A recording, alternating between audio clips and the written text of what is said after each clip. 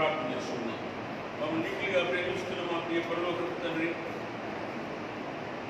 పోయిన ఆదివారం నుంచి ఆదివారం మమ్మల్ని అందరూ సురక్షితంగా తీసుకుని వచ్చే విధానాన్ని బట్టి అందరూ తెలియజేస్తున్నాం. ఈ మధ్యకాలంలో ఎందరెందరో మరి బర్త్డే చేసుకున్నారు, వివాహ మహోత్సవాలు జరుపుకున్నారు. వారి దీనికి ఆశీర్వదించండి. అదేవిధంగా మా ప్రభు మీరు నిద్రించారు తండ్రి, వారి ఆత్మ నిత్య విశ్రాంతి విడిచిన్న కుటుంబాలకు కావాల్సిన ఆదరణతో నింపమని పెట్టుకుంటున్నాం. హాస్పిటల్ చికిత్స పొందుతున్న వారికి కావాల్సిన కంపెనీ స్వస్థత చేకూర్చమని అడుగుతున్నాం తండ్రి. అదేవిధంగా ఈనాడు స్థిర మైత్రి వారు, పౌష్టిక కమిటీ వారు, అదేవిధంగా మా ప్రభు మరి శ్రీజన్ కుటుంబాలు కూడా ఆరాధన జరుగుతున్నాయి. కాబట్టి మా ప్రభు మరి సాధ్యమైనంత వరకు మా ప్రభు అందరినీ సురక్షితంగా కాపాడిన ఘనతను బట్టి మీకు అందరం తెలుస్తున్నాం. ఈ ఆరాధన మీ మహిమను మాకు చూపించమని వేడుకుంటున్నాం.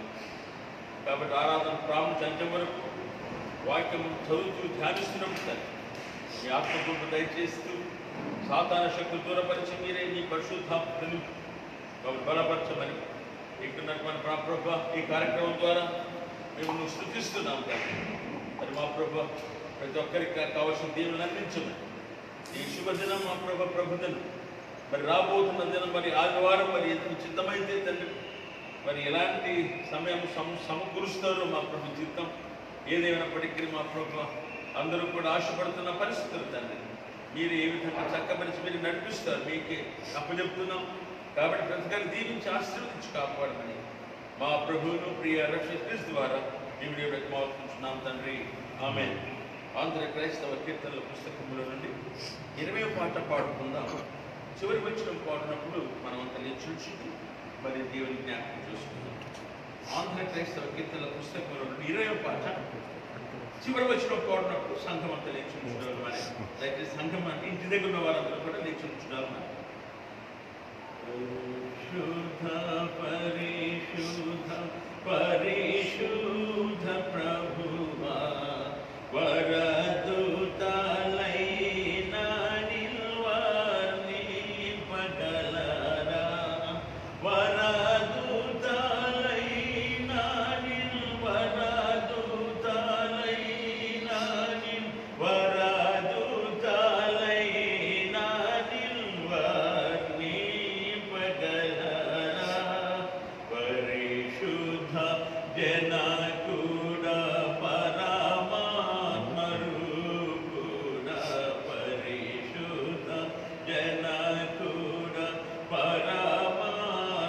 పరమాత్మరూపుడ నిరుపమ బల బుద్ధి నీతి ప్రభావ నిరుపమ బల బుద్ధి నిరుపమ బల బుద్ధి నిరుపమ బల బుద్ధి నీతి ప్రభావ పరిశుద్ధ తనయుడ నరరూపధారుడ పరిశుద్ధ తనయుడ నరరూపధారుడ నరులను రక్షించు కరుణ సముద్ర నరులను రక్షించు నరులను రక్షించు నరులను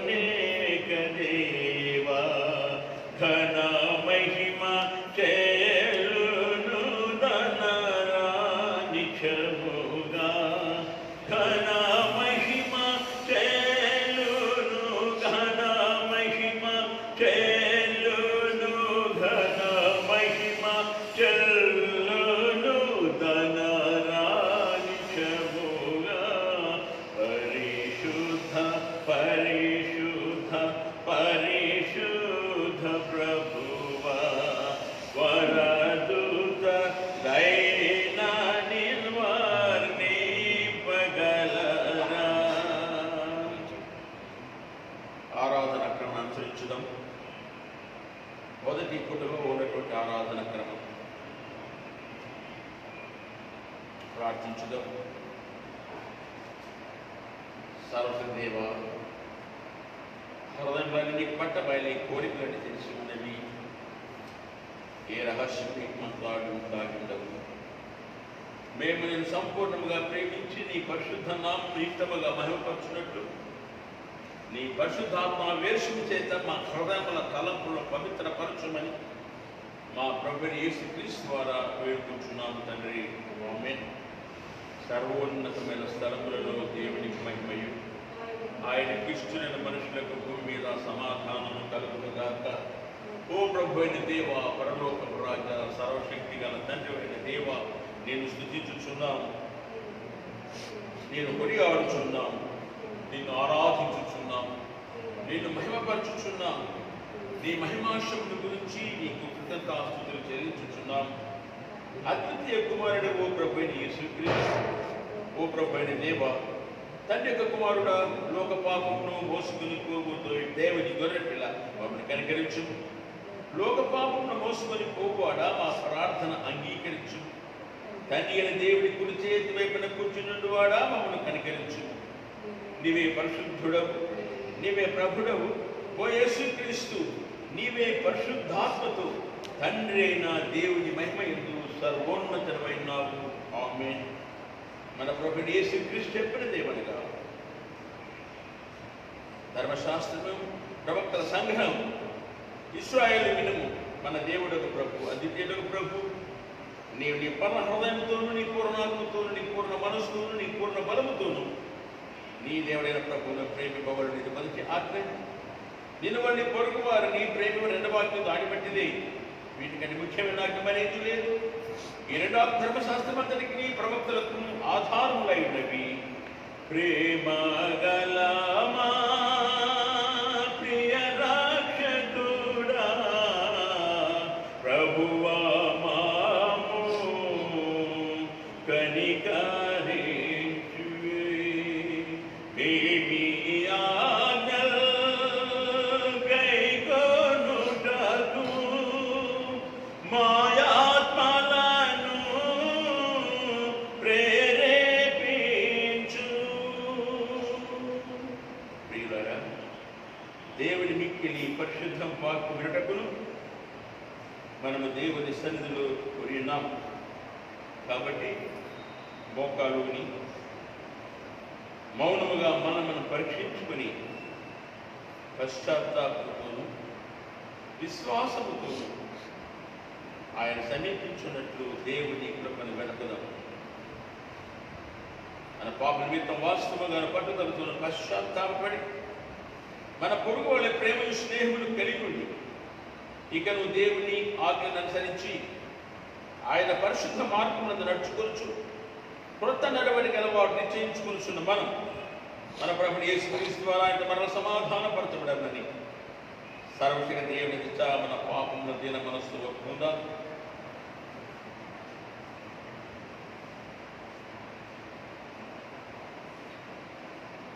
పరలోకపు తండ్రి, నీకు మా పొరుగు వారికి విరోధముగా పాపం చేసి మనం ఒప్పుకొనుచున్నాము.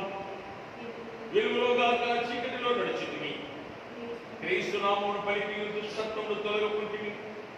మమ్మల్ని కనికరించమని బ్రతిమాలు కొనుచున్నాము. యేసుక్రీస్తు నిమిత్తము మా పాపములన్నిటిని క్షమించు. నీ పరిశుద్ధాత్మ చేత మమ్మల్ని శుద్ధీకరించు. మా మనస్సాక్షి తీర్పుపెట్టి నీ పరిశుద్ధ నామమును మహిమ కలుగునట్లు మేము ఇతరులను హృదయపూర్వకముగా క్షమించు. ఎప్పటి నుండి కొత్త నడవడి కావాలమై నిన్ను క్షమించుటకు శక్తిని అనుగ్రహించుము. ఆమేన్. యేసుక్రీస్తు ద్వారా దేవుడు అనుగ్రహించుకున్న వాక్యం వినుడి. ప్రయాసపడి భారం మోసుకుంటున్న సమస్త జనుడా ఆయన రండి, నేను మీకు విశ్రాంతి కలిగి చేతులు. దేవుడు లోకం ఎంతో ప్రేమించను కాక ఆయన తన ద్వితీయ కుమారుడిగా పుట్టిన విశ్వాసంతో ప్రతి వారు రక్షింపక నిత్యజీవం పొందినట్లు ఆయన అనుగ్రహించను. పాప రక్షణ క్రీస్తు యేసు లోకంలో వచ్చిన వాక్యం నమ్మతండి పూర్ణాంగీకారం యోగ్యం నైటది. ఎవరైనా పాపము చేసిన నీతిమంతుని యేసుక్రీస్తు తర్వాత తండ్రి అనుకున్నాడు. ఆయనే మన పాపములకు శాంతికరమై ఉన్నాడు. మన పరలోకపు తండ్రి అయిన సర్వ దేవుడు తమ సహోదరి సహోదరులు క్షమించి మనస్ఫూర్తి పశ్చాత్తాపంతోనూ నిజమైన విశ్వాసంతోనూ తన వైపునకు మరలు వారందరికీ నీ పాపమును క్షమించిన తన గొప్ప కనికరములు మాటించున్నాడు. ఆయన మన ప్రభువైన యేసుక్రీస్తు నిమిత్తం మనల్ని కనికరించి మన పాపములన్నింటినీ క్షమించి వాటి నుండి మన విడుదల చేసి సమస్త సద్గుణమందు మనల్ని స్థిరపరిచి బలపరిచి నిత్య జీవనం తీసుకుని వెలుడుగాక. ఆమేన్. దేవుడికి స్తోత్రము కలుగునుగాక. మనం కూర్చుండగా మరి దేవుడి వాక్యము చదివి వినిపించబడును. మొదటి పాఠముగా ప్రవక్త అయిన యెహెజ్కేలు గ్రంథం 1వ అధ్యాయంలో దేవుడి వాక్యాన్ని చదవగా విందాం.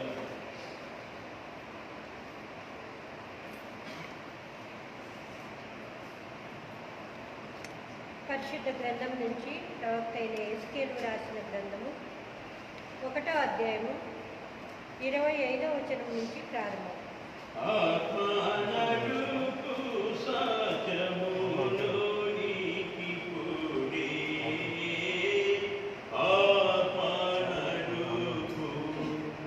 యెహెజ్కేలు గ్రంథము 1వ అధ్యాయము 25వ వచనం నుంచి ప్రారంభం.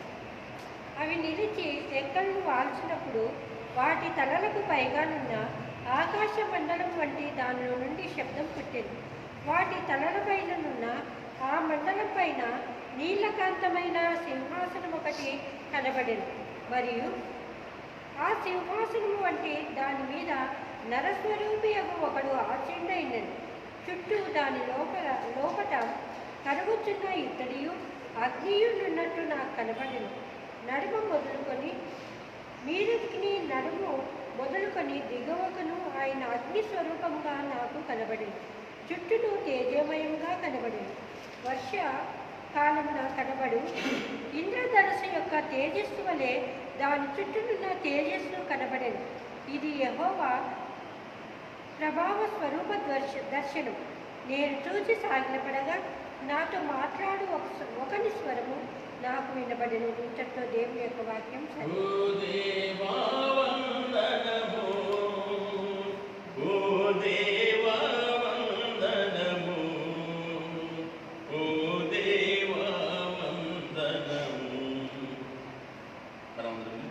కీర్తన గ్రంథముల నుండి 98వ సంకీర్తన 98వ సంకీర్తన అందరం కలిసి చదువుకుందాం. కీర్తన గ్రంథముల నుండి 98వ సంకీర్తన. యెహోవా ఆశ్చర్య కార్యములు చేసి ఉన్నాడు, ఆయన గూర్చి క్రొత్త కీర్తన పాడుడి. ఆయన దక్షిణ హస్తము ఆయన పరిశుద్ధ బాహు ఆయనకు విజయము కలగ చేసి ఉన్నది. యెహోవా తన రక్షణ వెల్లడి చేసి ఉన్నాడు, అన్యజనుల ఎదుటను తన నీతిని బయలుపరిచి ఉన్నాడు. ఇశ్రాయేలు సంతతికి తాను చూపిన కృపా విశ్వాస్యతలను ఆయన జ్ఞాపకం చేసుకుని ఉన్నాడు. భూదిగంత నివాసులందరూ మన దేవుడు కలగ చేసిన రక్షణను చూచిరి.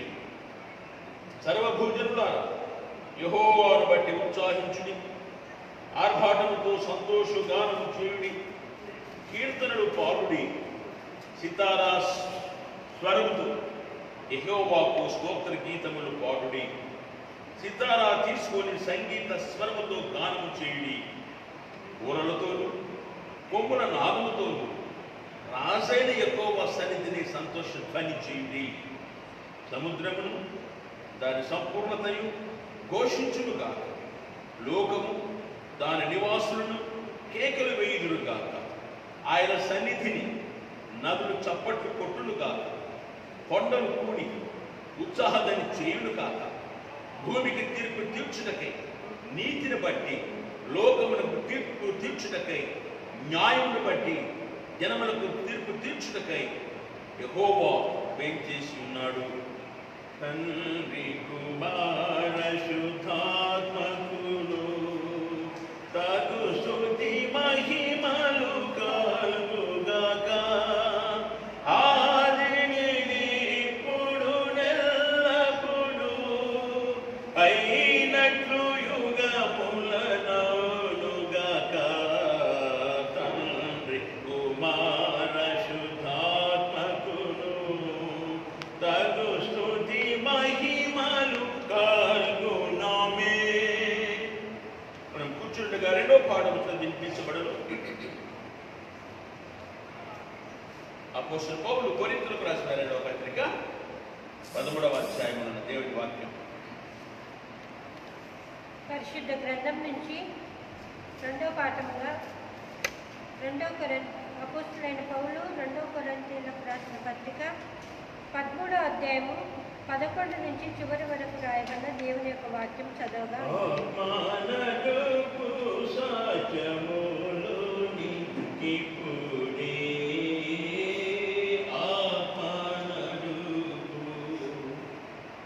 కొరింథీయులకు రాసిన పత్రిక 13వ అధ్యాయం 11వ వచనం నుంచి ప్రారంభం. తుదకు సహోదరులారా, సంతోషించుడి, సంపూర్ణులైండుడి, ఆదరణ కలిగిండుడి, ఏక మనసు గలవారైండుడి, సమాధానంగా ఉండుడి. ప్రేమ సమాధానములకు కర్తయగు దేవుడు మీకు తోడైండును. పవిత్రమైన ముద్దు పెట్టుకొని ఒకరికొకరు వందనములు చేసుకొనుడి. పరిశుద్ధులందరూ మీకు వందనములు చెప్పుచున్నారు. ప్రభు అయిన యేసుక్రీస్తు కృపయు, దేవుని ప్రేమయు, పరిశుద్ధాత్మ సహవాసమును మీకందరికీ తోడైండునుగాక. ఇంతతో దేవుడు వాక్యం.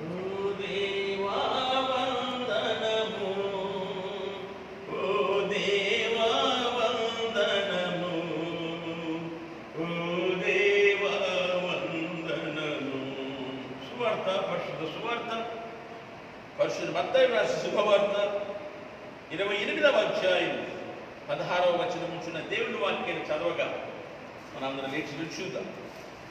పరిశుద్ధ సువార్త పరిశుద్ధైన మత్తయి రాసిన శుభవార్త 28వ అధ్యాయం 16 నుంచిన దేవుని వాక్యాన్ని చదవగా విందాం.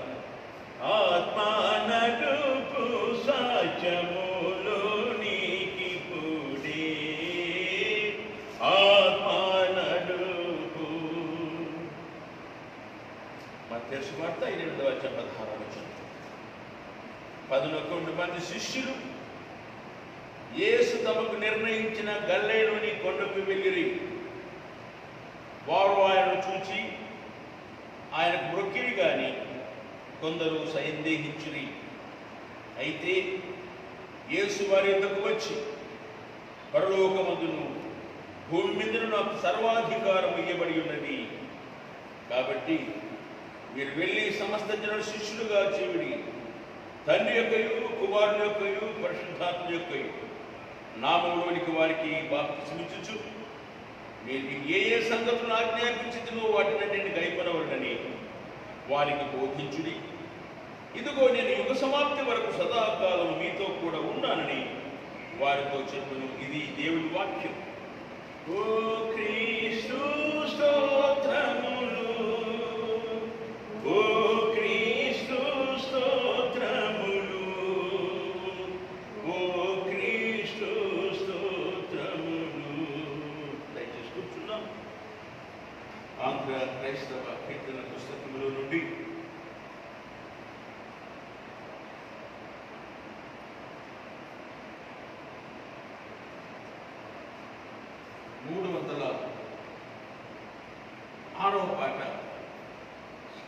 306వ పాట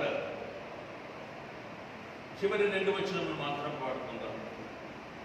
306వ పాట.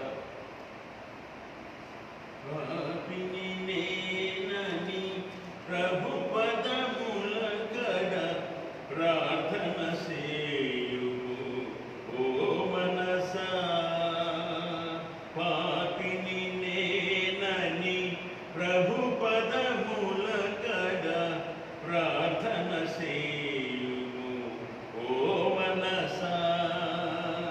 పాపుల మిత్రుడు ప్రభు యేసుని కడ, పాపుల మిత్రుడు ప్రభు యేసుని కడ పాప క్షమాపణ కాలతో మనసా, పాప క్షమాపణ కాలతో మనసా.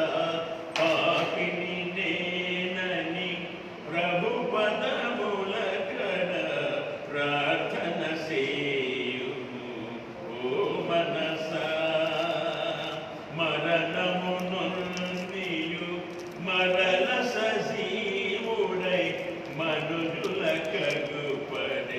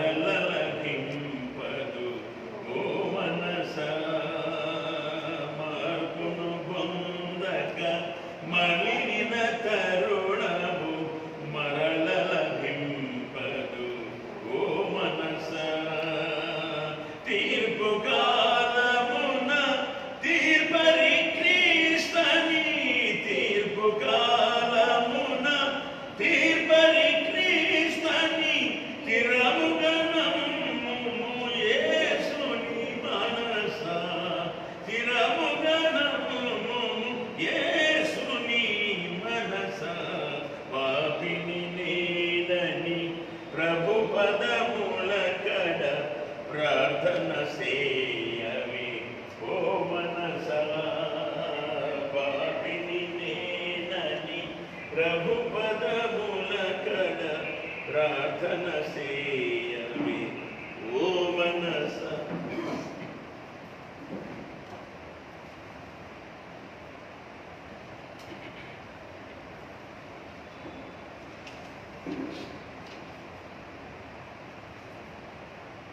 ప్రార్థన చేసుకుందాం.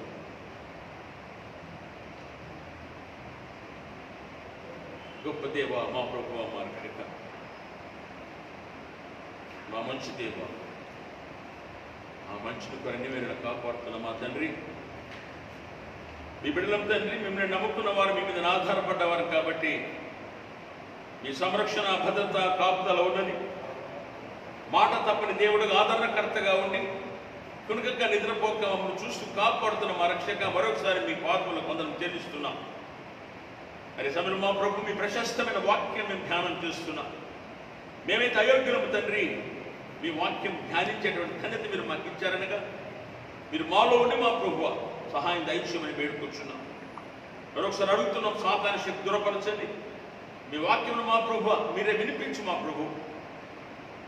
మీ స్వరాన్ని మా ప్రభువ నన్ను మరొకటి మీరే వినిపించి మీరే మహిమపొందమని ప్రభు, నా నోటి మాటలు మా అందరికీ ఈ ధ్యానం మీ దృష్టికి అంగీకారం చేయమని వేడుకుంటున్నాం తండ్రి.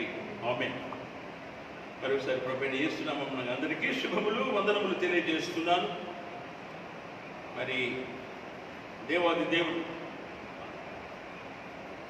మరి మే 31వ తారీఖు నుంచి జూన్ మాసం 7వ తారీఖు వరకు సురక్షితంగా కాపాడారు. మరి అందులో ప్రత్యేకంగా హాస్టల్ కమిటీ వారు, స్త్రీల మైత్రి వారు, సీనియర్ సిటిజన్స్, అన్ని ముఖ్యంగా కుటుంబాలందరం కలిసి దేవుడు సూచించే ధన్యత కలిగి ఉన్నాం కాబట్టి ప్రతి కుటుంబంలో ఆయన ఆదరణ, కాపుదల, సంరక్షణ దేవుడు దయచేసి కాపాడారు కూడా. మరి కొందరైతే ప్రభు పిలుపునందుకొని ప్రభు సన్నిధిలో ఉన్నారు. వారి ఆత్మలైతే దేవుడు నిత్యవిశ్రాంతి దయచేయాలి. మరి ఎవరైతే దుఃఖంలో, బాధలు ఉన్నారో వారికి కావలసిన ఆదరణ దేవుడు దయచేయాలని, ఆదరణకర్తగా ఉండి వారిని సంరక్షించాలని మనం ప్రార్థన చేయాలి. మరొకసారి హాస్పిటల్లో చికిత్స పొందుతున్న వారు కూడా బాగుపడాలని మనం ప్రార్థన చేయాలి. ఏ అవసరాలు ఉన్నాయో అవసరాలు ఉన్నట్టు వారందరి కొరకు కూడా మనం ప్రార్థన చేయాలి. ఎందుకనగా విజ్ఞాపన ప్రార్థన ప్రభు యేసు స్వామి ఆయన చేసిన ప్రార్థనలో ప్రధానంగా ఉన్న చూస్తున్నాం. మనం కూడా ప్రార్థించినప్పుడే ఆ ధన్యతలన్నీ మనం పొందగలుగుతాం. మన వరకే కాకుండా ఇతరుల కొరకు ప్రార్థించినప్పుడే ఆ ధన్యతలన్నీ దేవుడు మనకు దయచేస్తారు. అందును బట్టి దేవాదేవునికి మనం వందనాలు చెల్లించాలి. మరి ముఖ్యంగా ఈ వారంలో అంశంగా మనం ఆలోచన చేస్తే మరి త్రిత్వ దేవుని మనము నమ్ముచున్నాము అన్నటువంటి మాట. వాస్తవంగా త్రిత్వం అనగానే మనకు పరిపరి విధాలుగా ఈనాడు ఎందరెందరో కూడా మరి ఇతర మతస్థులు వారందరూ కూడా త్రిత్వం గురించి వివిధ రీతిలుగా వారి భిన్నాభిప్రాయం తెలియజేసినప్పుడు మరి దేవుడు ఎందరో శాస్త్రవేత్తలను, ఎందరో బైబిల్ పండితులను పరిశుద్ధ గ్రంథంలో పఠిస్తూ మరి ఉత్తీర్ణమైనటువంటి సరైన సమాధానం ఇస్తున్నటువంటి ధన్యత ఈనాడు మన క్రైస్తవ లోకములు దేవుడు అందరికీ దయచేశారు. నిజమే, ఎందరెందరో విమర్శిస్తున్నట్టు ఈ దినాలలో దేవుడు మాత్రం వారికి తగినట్టుగా తన ఆత్మ నింపుతూ వారి ద్వారా మరి దేవుడి వాక్యాన్ని పటిష్టంగా వారిని ఎదిరించేటట్టుగా దేవుడి వాక్యాన్ని ప్రకటించే గొప్ప గొప్ప వ్యక్తులు దేవుడు లేవనెత్తి వారి ద్వారా వారి యొక్క ఇవ్వనటువంటి విమర్శలను సద్విమర్శలుగా మార్చి ఎంతో గొప్ప ధన్యత తీసుకుని వచ్చే ధన్యత ఈనాడు మన శాస్త్రాలు మన ధర్మశాస్త్రం ప్రకారంగా ఎందరెందరో శాస్త్రవేత్తలు కూడా నిజంగానే వారు ఎంతగానో కష్టపడుతున్నారు. మరి అంతగా వారు ఉండడానికి కారణం ఏమిటనగా ఈనాడు వస్తాడు విమత బోధలు అని జ్ఞాపకం చేసుకోవాలి. దుర్బోధకులు అని చెప్పవచ్చు, అబద్ధ బోధకులు అని చెప్పవచ్చు. వారిని అందరిని ఎదిరించడానికి ఈనాడు దేవుడు ఎందరెందరో గొప్ప గొప్ప వ్యక్తులు లేవనెత్తారు. వారి కోసం కూడా మనం ప్రార్థన చేయాలి. అవును, మరి అంతమటికే కాకుండా మనం ఆలోచన చేసినప్పుడు పరిశుద్ధ గ్రంథం విమర్శించే వారు కూడా క్రైస్తవంలోనే రకరకాలుగా బయలుదేరారు. ఇది మనకు తెలుసు. మరి ముఖ్యంగా ఒక్కొక్కరు ఒక్కొక్క పేర్లకు వచ్చేస్తే మేము యెహోవా సాక్షులు అంటే యేసుక్రీస్తు దేవుడు కాదన్నటువంటి తల. ఇలాగ త్రిత్వాన్ని గురించి రకరకాలుగా విమర్శిస్తున్న సమయంలో మనకున్న పరిశుద్ధ గ్రంథము ఈ 66 పుస్తకాలు ఉన్నప్పటికీ ఎందరెందరో భక్తులు ఎన్నెన్నో గ్రంథాలు ఒక్కొక్క వచనం మీద వ్రాశారు. ఎన్ని డిక్షనరీ లేవు, ఎన్ని కామెంటరీస్ లేవు. ఇవన్నీ కూడా ఏమిటనగా ఇలాంటి ఉన్నత బోధనలు విమర్శిస్తున్నట్టు వారి కోసం దేవుడు అలాంటి భక్తులు లేవనెత్తుకొని వారి ద్వారా అవి సద్విమర్శలుగా చెప్పేటట్టుగా ఒప్పుకునేటట్టుగా చేసి స్థితిని దినాన్ని ఇస్తున్నారు. అందును బట్టి ఈనాడు మన అంశము త్రిత్వ దేవుడు అన్న దాని గురించి మనం ఆలోచన చేస్తున్నాం. వాస్తవం మనం చూస్తే హిందూ మతంలో అయితేనేమి, మరి యేసుస్వామిని అంగీకరించే ముందున్నటువంటి మరి హైందవ మతస్థులు దేవుని అంగీకరించిన తర్వాత ఎందరెందరో చక్కరయ్య ఉన్నారు, మరి అదేదో చెంచయ్య ఉన్నారు, ఇట్లా కొందరు భక్తులు ఉన్నారు. అల్దాకింద కీర్తన పుస్తకం రాసినటువంటి వారు బ్రహ్మలు లేరా? మరి రాసినటువంటి ఇతర మతస్థులు లేరా? వారందరూ ప్రభుని అంగీకరించిన తర్వాతే ఆ త్రియేక దేవుని ఆధారంగా చేసుకుని ఎన్నెన్నో పాటలు రాశారు, ఎన్నెన్నో పుస్తకాలు రాశారు. ఈనాడు మనం చదువుతున్నాం, మనం కూడా ధైర్యంగా ఉండగలుగుతున్నాం. దయచేసి జ్ఞాపకం చేసుకోవాలి. ఆ దినాల వాస్తవంగా హైందవ మతంలో ఉన్నటువంటి ఆ దిన ఉన్నటువంటి వారు మరి వారికి ఉన్నటువంటి ఆరాధనలో మరి త్రియేకం త్రిత్వం కాకుండా త్రిమూర్తులు అనే మాట మనకు తెలుసు. వారు ఆరాధిస్తున్నటువంటి వారు త్రిమూర్తులు అన్నటువంటి మాట. దీన్ని ఆధారంగా తీసుకొని ఇందులో పరిశుద్ధ గ్రంథంలో కూడా మీరు త్రిమూర్తులుగా ఉన్నారా అన్నటువంటి భావన చెప్పారు. కానీ మరి పరిశుద్ధ గ్రంథం ద్వారా మనం ఆలోచన చేసినప్పుడు కొందరు మత సంస్కరణలుగా ఉన్నటువంటి వారు, ఉదాహరణకి రాజా రామ్మోహన్ రాయ్, ఆయన మరి ప్రభుని యేసుని అంగీకరించిన తర్వాత త్రిమూర్తులు కాదు త్రిత్వాన్ని గురించి కూడా ఆయన తెలియజేశారు. ఒకవేళ అక్కడ త్రిమూర్తులు ఉండవచ్చును, కానీ త్రిత్వంలో ఉన్నటువంటి తండ్రి, కుమారుడు, పరిశుద్ధాత్మ దేవుడు. తండ్రి అయిన దేవుడు సృష్టికర్త, కుమారుడైన దేవుడు మరి రక్షణకర్త, మరి ఆ ఆత్మ పరిశుద్ధాత్మ దేవుడు మరి ఆదరణకర్త అని వారు కూడా ఎన్నెన్నో మరి వారు తెలియజేశారు. మనం కూడా ఎన్నెన్నో పుస్తకాలు చదువుతున్నాం. అందును బట్టి కూడా దేవాది దేవునికి మనం అందరం చెల్లించాలి అని జ్ఞాపకం చూస్తున్నాం. అంటే మొట్టమొదటిగా ఈ త్రిత్వ సిద్ధాంతాన్ని, త్రిమూర్తి సిద్ధాంతం కాదు కానీ త్రిత్వ సిద్ధాంతం అనగా త్రియేక దేవుని సిద్ధాంతం మరి సంఘపితరుడు టెర్టూలియన్ గారు 3వ శతాబ్దంలో ఆయన త్రిత్వ సిద్ధాంతాన్ని లేవనెత్తాడు. తండ్రి, కుమారుడు, పరిశుద్ధాత్మ దేవుడు ఒక్కరే అన్నటువంటి మాట. మరి ఈ టెర్టూలియన్ ఆయన లాటిన్ భాష బాగా మరి ఆ దేవశాస్త్రం వేయడం మరి అంతమటికే కాకుండా ఈనాడు మనం ఇంగ్లీష్లో వాడుతున్నటువంటి మాట ట్రినిటీ అయితే మరి అదే పదాన్ని ట్రినిటీ టాస్ అన్నటువంటి మాటను మరి అందులో నుంచి వచ్చినట్టుగా మనం జ్ఞాపకం చేసుకోవాలి. అదే గ్రీక్ పదం చూస్తే ట్రియాస్ అన్నటువంటి మాట వాడారు. అది ఏమిటనగా ఈ మాటను క్రైస్తవ దేవశాస్త్రజ్ఞుడు థియోఫిలస్ ఆఫ్ యాంటిపోల్ ఆయన వాడారు, రాశారు. ఇక్కడ జ్ఞాపకం చేసుకోవాలి. దయచేసి మరొకసారి జ్ఞాపకం చేసుకున్నాం. దీనికోసం ఎందరో భక్తులు కూడా శ్రమ పడ్డారు. మరి మరొకసారి జ్ఞాపకం చేసుకున్న గ్రీక్ పదం ట్రియాస్ అయితే మరి ట్రినిటాస్ అన్నటువంటి లాటిన్ పదం అయితేనేమి, ఇంగ్లీషులో ట్రినిటీ అయితేనేమి, ఇవన్నీ కూడా చూస్తే ఏమిటనగా అది త్రియేక దేవుని గురించి, ఆరాధన గురించి వారు రాశారు. అర్థమటిగా కాకుండా మరి మనకున్నట్లయితే ట్రీ యూనిటీ, ట్రినిటీ వాడబడింది.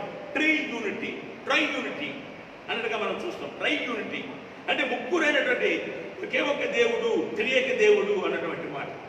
అయితే ఒకవేళ ముగ్గురుగా పిలుపబడినప్పటికీ ఒకే ఒక్క దేవుడుగా మనం జ్ఞాపకం చేసుకోవాలి. వాస్తవంగా పరిశుద్ధ గ్రంథంలో త్రిత్వము అన్నటువంటి మాట లేదు. అయితే పరిశుద్ధంలో ఆ మాట లేకపోయినను త్రియేక దేవుని ఆలోచన, ఆ భావన పరిశుద్ధ గ్రంథం అంతట్లో మనకు కనబడుతున్నది. అదే ఏకదేవుని ఆరాధనగా మనం జ్ఞాపకం చేసుకోవాలి. మరి పరిశుద్ధ గ్రంథంలో స్పష్టంగా తెలియజేస్తున్నటువంటి ఒకే ఒక్క దేవుళ్ళు ముగ్గురుగా అనగా తండ్రి అయిన దేవుడు, కుమారుడైన దేవుడు, పరిశుద్ధాత్మ దేవుడు. అందుకే మనకు త్రియేక దేవుడు అని అంటున్నటువంటి మాట. త్రియేక దేవుడు ఒకవేళ ముగ్గురుగా ఉండవచ్చునేమో, కానీ త్రిత్వం ఒకే ఒక్కరుగా మనం జ్ఞాపకం చేసుకున్నటువంటి మాట. మరి అంతమనికే కాకుండా మరి విషయం చూస్తే బైబిల్లో కూడా మరి దేవుడు ఒక్కడే అని వ్రాయబడింది. అయితే మన తండ్రి అయిన దేవుడు, పరిశుద్ధాత్మ దేవుడు, కుమారుడైన దేవుడు అని మనం అందరం కూడా ఆయన్ను ఏకదేవుని ఆరాధిస్తున్నాం, ఏకదేవుని పూజిస్తున్నాంగా మనం జ్ఞాపకం చేసుకోవాలి. అయితే దయచేసి మనం ఆది కాండంలో మనం ఆలోచన చేస్తే అది మరి స్వామి 3 విధాలుగా ప్రత్యక్షపరచుకున్నారు. ఒకవేళ అనుకుంటే పాత నిబంధనలో యెహోవా దేవుడిగా ప్రత్యక్షపరచుకుంటే, మరి సువార్త పాఠాల్లో మనం చూసి యేసుక్రీస్తు దేవుడిగా ప్రత్యక్షపరచుకుంటే, పత్రిక పాఠాల్లో పరిశుద్ధాత్మ దేవుడిగా ప్రత్యక్షపరచుకున్నాడు. ఇది మనకు తెలుసు. ఆది కాండం 1:26 అక్కడ మనం చూస్తే అక్కడ త్రిత్వం గురించి మనం ఒకసారి ఆలోచన చేయాలి. ఎందుకనగా వారు ముగ్గురు కలిసినప్పటికీ ముగ్గురు ఒకే పని చేశారు, వివిధ రీతిలుగా కాదు. అక్కడ చూస్తే ఆది కాండం 1:26 మన స్వరూపమందు మన కోరిక చొప్పున నరులను చేయడము.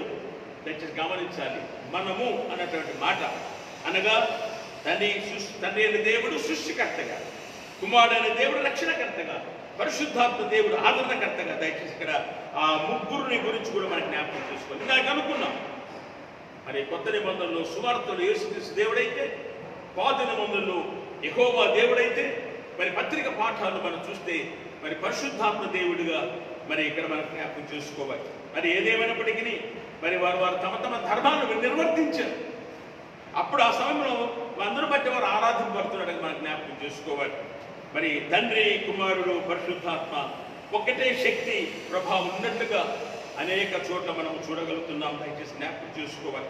దాని గురించి మనం ఆలోచన చేస్తే ఆ తండ్రి, కుమారుడు, పరిశుద్ధాత్మ ఒక్కడే శక్తి గల ప్రభావం కలిగిన దేవుడని మరి లేఖనాలు మనం చూసినప్పుడు మత్తయి సువార్త 28:19 రోమీయులకు రాసిన పత్రిక 5:5-6 రోమీయులకు రాసిన పత్రిక 8:17 రోమీయులకు రాసిన పత్రిక 9:5 రోమీయులకు రాసిన పత్రిక 15:3 కొరింథీయులకు రాసిన మొదటి పత్రిక 2:10-16 కొరింథీయులకు రాసిన 2వ పత్రిక 6:18-20 2వ పత్రిక కొరింథీ 13:14 గలతీ 5:16-24 తీతు పత్రిక 3:4-7 యోహాను సువార్త 14:16-25 యోహాను సువార్త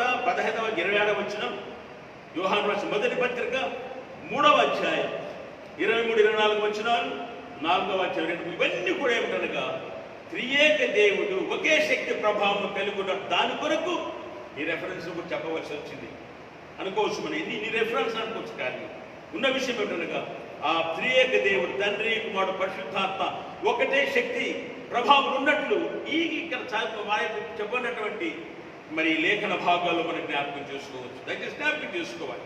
కాబట్టి అందరి మట్టిగా కాకుండా ప్రభువైన యేసు శిష్యులు కూడా మరి ఏకదేవుడిగా వారు కూడా ఆరాధించారు. తండ్రి, కుమార, పరిశుద్ధాత్మ దేవుడని మరి వారి బాధల్లో మరి బోధల్లో కూడా త్రియేక దేవుడి గురించి వారు తెలియజేశారు. వారికి ఎన్ని శ్రమలు కలిగినప్పటికీ మరి ఎన్ని బాధలు కలిగినప్పటికీ వారి బోధల్లో మాత్రం మరి త్రియేక దేవుడి గురించి నమ్మారు. ఏకదేవుని ఆరాధన తెలియజేశారు.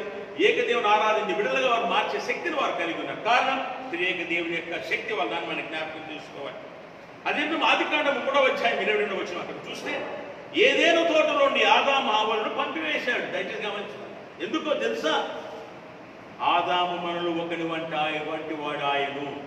ఇక్కడ కూడా మనమనగా ఒకరికంటే ఎక్కువ చెప్పినటువంటి మాట అనగా ఇక్కడ త్రిత్వం ఉన్నారు. అయితే ఏ పని చేసినా ముగ్గురు కలిసి ఒకే పని చేసేవారు. ఏదో ఈయన ఒక పని ఆయన ఒక పని కాదు, ఇద్దరు ఒకటే కాబట్టి, ముగ్గురు ఒకటే కాబట్టి మరి ఇక్కడ కూడా ఏంటంటే మనము మరి ఆదాము మనలో ఒకని వంటి వాడు ఆయను. దయచేసి జ్ఞాపకం చేసుకోవాలి. ఆదికాండము 11:7 మనము దిగిపోయి వారిలో ఒకరి మాట ఒకరికి తెలియకుండా బాబెలు యొద్ద వెళ్ళి భాషను తారుమారు చేద్దాం. మనము అన్నటువంటి మాట వాడబడినట్టుగా మనం చూస్తున్నటువంటి మాట. ఎందుకంటే వారు అంటున్న బాబెలు గొప్ప కడుతున్నారు. అదేమిటనగా ఎంతో మేమే గొప్ప అనుకున్న స్థితిలో ఏమిటనగా దేవుడు చేసిన పని ఏమిటనగా వారి ఆలోచనల ప్రకారంగా మరి దేవుడు మరి వారి భాషను తారుమారు చేసి అక్కడ ఏమిటనగా మనము దిగిపోయి అన్న మాట వాడింది కాకండి. కాబట్టి ఇక్కడ కూడా త్రియేక దేవుడి ఒకే పని చేస్తున్నట్టుగా మనం జ్ఞాపకం చేసుకోవాలి. మత్తయి సువార్త 3:16-17 చూస్తే మత్తయి సువార్త 3:16-17 తండ్రి, కుమారుడు, పరిశుద్ధాత్మ దేవుడు అక్కడ కనబడుతున్నట్టుగా మనం చూస్తాం. దయచేసి మనం చదువుకున్నట్లయితే మనకు అర్థమవుతుంది. మత్తయి సువార్త 28వ అధ్యాయం 19-20 వచనాలు చూస్తే త్రియేక దేవుని పేరిట మీరు వెళ్ళి బాప్తిస్మం ఇవ్వమన్నారు. ఏదో ఒకరి గురించి చెప్పలేదు అక్కడ. మీరు వెళ్ళి ఆజ్ఞలు బోధించండి, ఆజ్ఞలు అంగీకరించడానికి చెయ్యండి, మీరు చూసిన వాటి వింటే చూసిన ఏమేమి చూసారో అవి తెలియజేయండి. అంతమటికే కాకుండా మీరు చేయవలసింది ఏంటనగా తండ్రి, కుమారుడు, పరిశుద్ధాత్మ త్రియేక దేవుని పేరట బాప్తిస్మం ఇయ్యాలి అనేటువంటి వాటిని మనం చూస్తున్నటువంటి మాట. అందును బట్టి ఎక్కడ చూసినా ముగ్గురు ఉన్నప్పటికీ ఒకే కార్యక్రమంలో వారు పాల్గొన్నారు, ఒకే పని చేసినట్టుగా ఇక్కడ మనం చూస్తున్నటువంటి మాట. కొరింథీయులకు రాసిన 2వ పత్రిక 3వ అధ్యాయం 13వ అధ్యాయం 14వ వచనం 13-14లో చూస్తే మన ప్రభు అయిన యేసుక్రీస్తు కృపయు, తండ్రి అయిన దేవుని ప్రేమ, పరిశుద్ధాత్మ కన్యైన సహవాసం అందరికీ తోడుగా ఉండాలి. కృప, ప్రేమ, సహవాసం, ఈ మూడు మనకు అవసరం. కాబట్టి ఈ మూడు తండ్రి, కుమార, పరిశుద్ధాత్మ త్రియేక దేవుళ్ళు మనకు ఈ త్రియేక దేవుడు మనకి ఇస్తున్నారు. ఆయన కృపలో ఉన్నాం, ఆయన సహవాసంలో ఉన్నాం, ఆయన ప్రేమ పొందుతున్నాం. కాబట్టి ఈనాడు ఈ విధంగా మనం ఉండగలిగి అదే భక్తిలో మనం ముందుకు సాగుతున్నాం. కాబట్టి జ్ఞాపకం చేసుకోవాలి.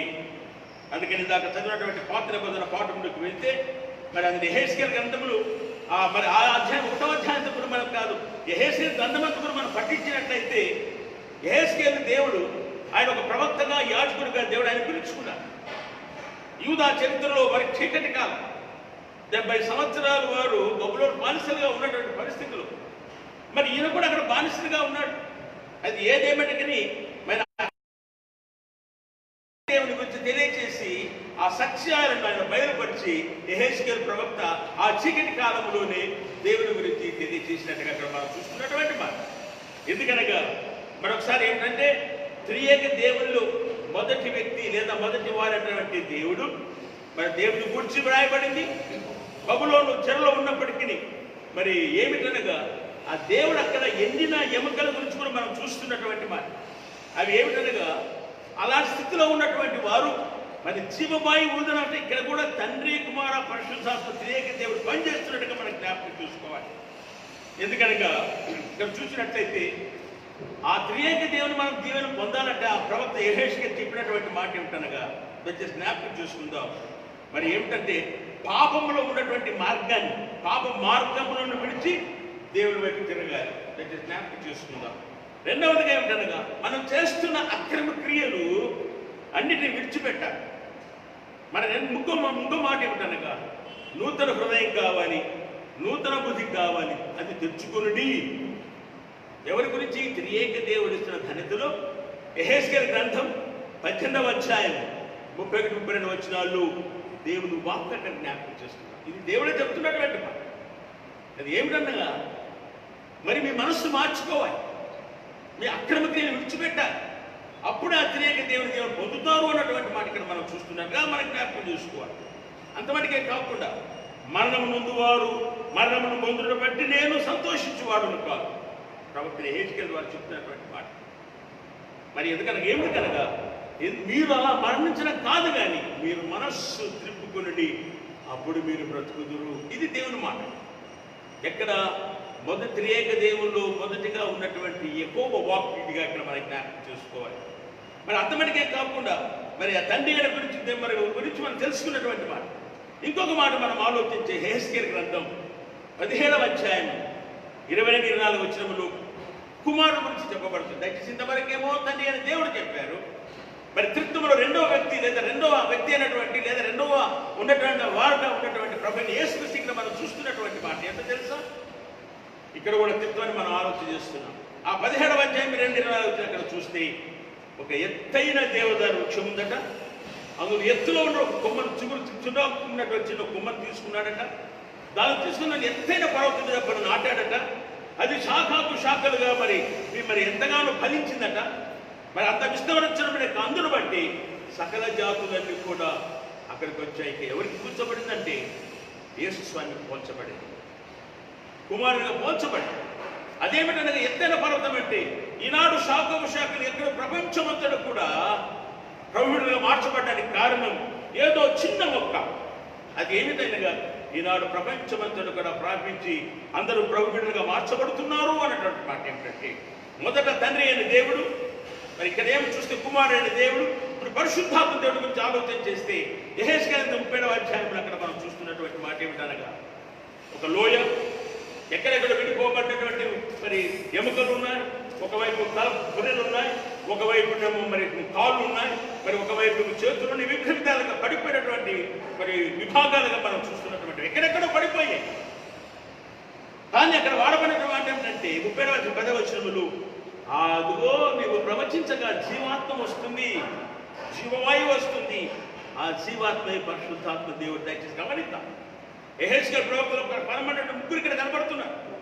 కాబట్టి ఇక్కడ చెప్పినట్టు మాట ఏమిటంటే, ఆ జీవాత్మ గురించి మనం ఆలోచన చేస్తే, ఆ జీవాత్మ ఎప్పుడైతే వచ్చిందో ఎక్కడెక్కడో పడిపోయినటువంటి ఒక్క శరీరంగా మార్చబడ్డాయి.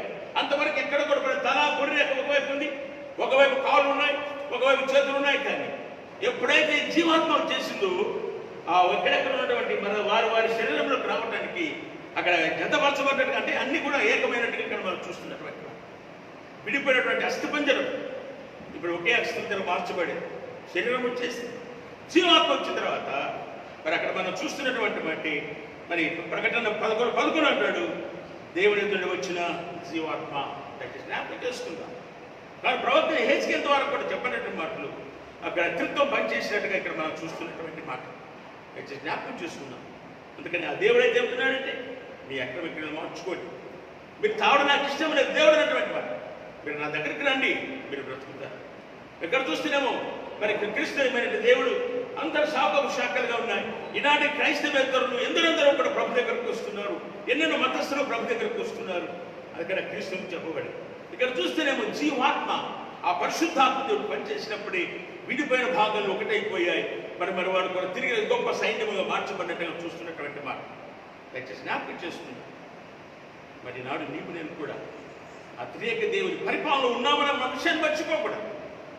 అందును బట్టి మరి కీర్తనకారుడు 98వ కీర్తన మనం చూస్తున్నటువంటి మాట ఏమిటనగా, త్రియేక దేవుడు సృష్టించిన సృష్టి అంతా కూడా దేవుడు స్తుతిస్తుందట. మరి మానవుడు ఎలా ఉన్నాడు? ఉదయకాలాల పక్షులు మరి వారి యొక్క మెతుకు మరి కలకల రేపుతూ ఉన్నాయి. కారణం ఏంటంటే దేవుడు స్తుతిస్తున్నాయి. మరి మానవుడు ఎలాగా దేవుని ప్రార్థన నిన్న కూడా అనుకున్నాం. అబ్రహాం లింకన్ గారు ఆయన మనం సద్విమర్శ చేసుకోవాలి. ఆ పడుకున్న సమయంలో నిద్రకు ఉపక్రమిస్తున్న సమయం మనం ఇంధనమంతా ఎన్నిసార్లు దేవుడి కోసం ప్రార్థన చేశాం, ఎన్నెన్ని మంచి కార్యాలు చేశాం, ఒకవేళ ఏమైతే దేవునికి ఇష్టమైన కార్యం చేశాం, ఇవన్నీ కూడా సద్విమర్శ చేసుకున్నట్లయితే అతను సంపూర్ణంగా దేవుళ్ళకి రాగలుగుతాడు, త్రియేక దేవుడు అతను రక్షింప చేస్తాడు అన్నటువంటి అబ్రహాం లింకన్ గారు చెప్పారు. దయచేసి జ్ఞాపకం చేసుకుంటాం. మరి ఈనాడు మనం పడకలో ఉన్నప్పుడు ఎంతమంది ప్రార్థన చేసుకుంటున్నాం? పడక నుంచి లేచిన తర్వాత ఎంతమంది మన దేవుని స్తుతిస్తున్నాం? మన ప్రతి పనికి ఉపక్రమిస్తున్న సమయాన ఎంతమంది మన దేవుని ఆరాధిస్తున్నాం?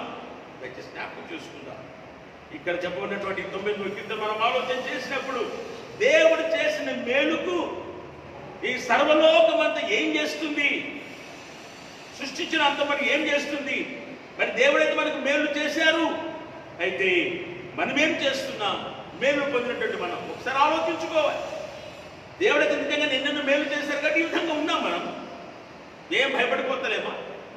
కరోనా వైరస్ అంటే జాగ్రత్త తీసుకోవడం లేదా? ట్రాఫిక్లో వెళ్తున్నప్పుడు మరి ఆ ట్రాఫిక్ రూల్స్ పాటించడం లేదా? ఒక మానవుడు చెప్పినటువంటి వాడు మరి ఆలోచన ఎంతమంది దీపాలు వెలిగించలేదు, ఎంతమంది చప్పట్లు కొట్టలేదు. ఒక మన వ్యక్తి చెప్పినప్పుడు ఆ మాట విన్నప్పుడు మనం మరి దేవాది దేవుడు, సృష్టికర్త, త్రియేక దేవుడు, మనలో ఉన్నటువంటి దేవుడు మనకు బోధిస్తున్నప్పుడు ఎందుకు మనలో మార్పు రాలేదు? ఒకసారి జ్ఞాపకం చేసుకున్నాం. కాబట్టి ఇక్కడేమంటున్నావు? నువ్వు దేవుడి మీద పొందుతున్నటువంటి నీవు దేవుడికి ఏం చేస్తున్నావు? సృష్టిలో ఉన్నటువంటి అన్ని కూడా దేవుడు స్తుతిస్తున్నాయి. దేవుడి రూపాన్ని కలిగి నువ్వు ఏం చేస్తున్నావు? దయచేసి జ్ఞాపకం చేసుకోవాలి. మేలు పొందినటువంటి మనుషులు ఏం చేయాలి? ఏం చేస్తున్నారు? అయితే ఏం చేయాలంటే ఏదో అర్పించడం కాదు, నీ హృదయాన్ని సమర్పించు. మరి మీకు సంతోషంతో దేవుని స్తోత్ర గీతములు పాడు, దేవునికి కృతజ్ఞత చెల్లించు. ఇదొక్కటే కోరుతున్నటువంటి. ఎంతమంది మర్చిపోతున్నాం? దేవుని ఎంతమంది కృతజ్ఞత చెల్లిస్తున్నాం? ఒకసారి జ్ఞాపకం చేసుకోవాలి.